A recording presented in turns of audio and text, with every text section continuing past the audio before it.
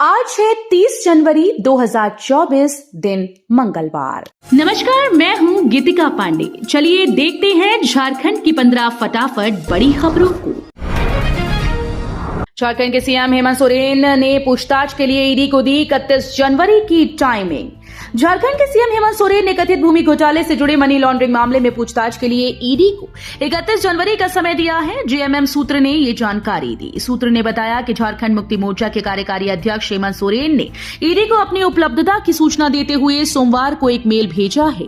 JMM सूत्र की ओर से जानकारी ऐसे वक्त में साझा की गई जब ईडी की एक टीम इस मामले की जांच के सिलसिले में सोमवार को हेमंत सोरेन के दिल्ली स्थित आवास पर पहुंची। सीएम हेमंत सोरेन को ईडी का समन व जेएमएम के विरोध पर बोले, राज्यपाल कानून से ऊपर कोई नहीं। झारखंड के राज्यपाल सीपी राधाकृष्णन ने सीएम हेमंत सोरेन को ईडी का समन और ईडी की कार्रवाई के खिलाफ झामुमो के विरोध प्रदर्शन पर सोमवार को प्रतिक्रिया दी। उन्होंने कहा कि कानून से ऊपर कोई नहीं है। सीएम हेमंत सोरेन को ईडी के समन का जवाब देना चाहिए। पेपर लीक के बाद झारखंड सीजीएल थर्ड शिफ्ट की परीक्षा रद्द।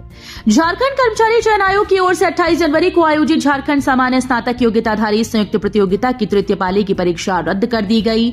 रविवार की देर रात आयोग ने परीक्षा रद्द करने की अधिसूचना जारी की। परीक्षा की अगली तिथि जल्द ही जारी की जाएगी। सिर्फ पेपर 3 रद्द करने पर बाबूलाल मरांडी ने उठाए सवाल, रखी ये मांग। झारखंड के पूर्व मुख्यमंत्री और भाजपा के प्रदेश अध्यक्ष बाबूलाल मरांडी ने जेएसएससी के सीजीएल परीक्षा का पेपर 3 रद्द करने पर सवाल उठाए। उन्होंने कहा कि ऐसा कर युवाओं से अपना पल्ला झाड़ने की कोशिश कर रहा है।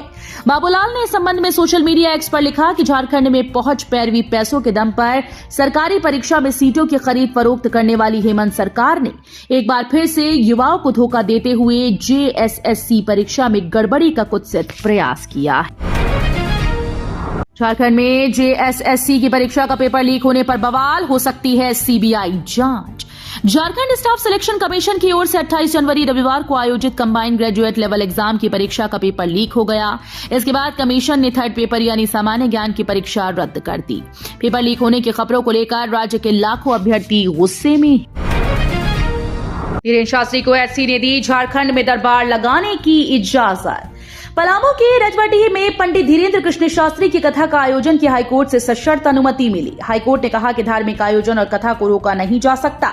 सरकार सुगमता से आयोजन के लिए कुछ शर्त लगा सकती है। इसके साथ ही अदालत ने ये याचिका निष्पादित कर दी।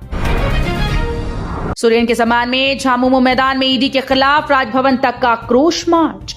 केंद्रीय जांच एजेंसी विशेषकर ईडी के खिलाफ झामुमो कार्यकर्ताओं का गुस्सा फूटा। झामुमो रांची जिला अध्यक्ष मुश्ताक आलम के नेतृत्व में रविवार को मोरहाबादी मैदान से राजभवन तक आक्रोश मार्च निकला। राजभवन पहुंचकर कार्यकर्ताओं ने जमकर प्रदर्शन किया। झारखंड में बदलेगा मौसम का मिजाज, कल बारिश से फिर बढ़ेगी कनकनी।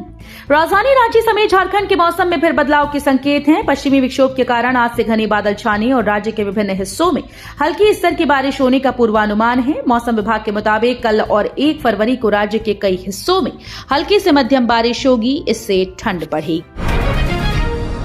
एमएस धोनी ने क्यों लगाई कोर्ट से गुहार, मेरे खिलाफ दायर केस में दम नहीं, मत कीजिए सुनवाई।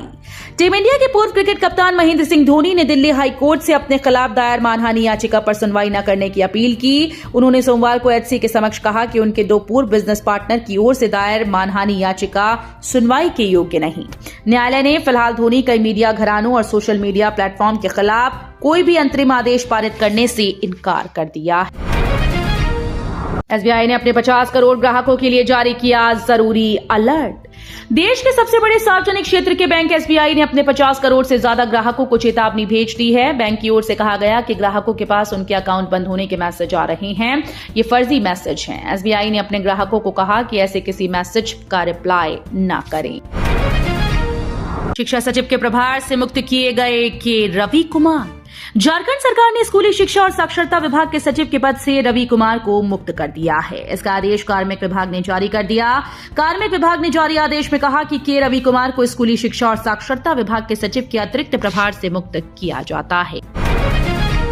बिहार में धाक जमाने के बाद बीजेपी का अगला फोकस झारखंड। बिहार में फतेह हासिल करने के बाद भाजपा का अगला फोकस झारखंड है। राज्य की जनता को अपने पाले में करने के लिए बीजेपी कोई कोर कसर नहीं छोड़ना चाहती। इधर राहुल गांधी और हेमंत सोरेन भी कोई मौका नहीं गंवाना चाहते। राजनीति की ये तीन दिग्गज धनबाद में जोर आजमाइश कर सकते हैं। झारखंड के 12 टीचर्स को सोरेन सरकार की सौगात, मानदेय में 4% की बढ़ोतरी का आदेश। झारखंड के पैरा शिक्षकों के मानदेय में 4% की बढ़ोतरी होगी। जनवरी के मानदेय से बढ़ोतरी का लाभ उन्हें मिल सकेगा।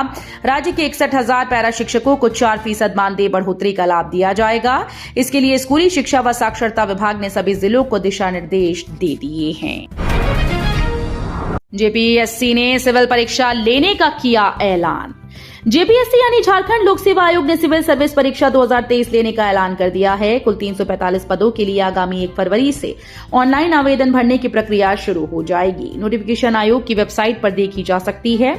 29 फरवरी तक आवेदन भरे जा सकते हैं। 1205 करोड़ की 17 सड़क व आरओबी परियोजना स्वीकृत। राज्य में 1205 करोड़ की लागत से 10 सड़क और 7 आरओबी की परियोजना को स्वीकृति दी गई। इन परियोजनाओं को सेंट्रल रोड इंफ्रास्ट्रक्चर फंड से स्वीकृति दी गई है। इसके लिए केंद्र सरकार राशि दे रही है। तो ये थी आज की बड़ी खबरें। अगर आपको न्यूज पसंद आई हो तो वीडियो को लाइक और शेयर करना बिल्कुल न भूलें।